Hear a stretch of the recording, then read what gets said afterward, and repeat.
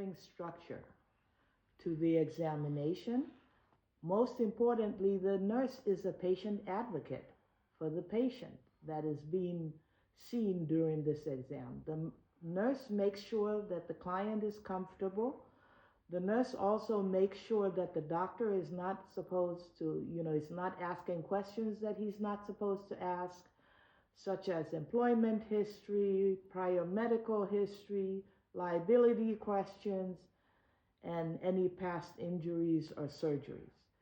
They also make sure that the doctor does not intimidate the client, because a lot of doctors yell at the patients and they try to intimidate a client during these exams, and the nurse makes sure this does not happen. Okay, so you mentioned intimidation. Is that how most doctors respond, or what is it like for a doctor to have a legal nurse consultant in that exam?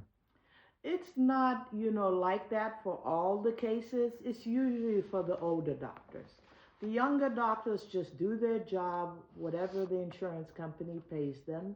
They follow the rules of what they're supposed to do, but it's not a problem, and they just do the report and send back to the lawyers. The problem is usually the older generation, the doctors that were trained in the 50s and the 60s that usually have, especially the surgeons, have a God complex.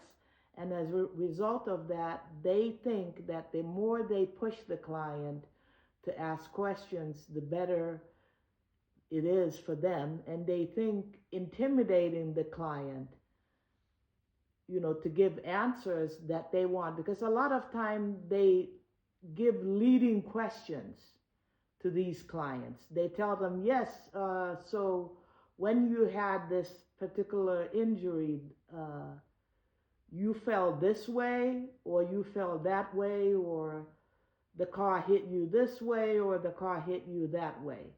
That's a leading question. The doctor should not be doing anything like that.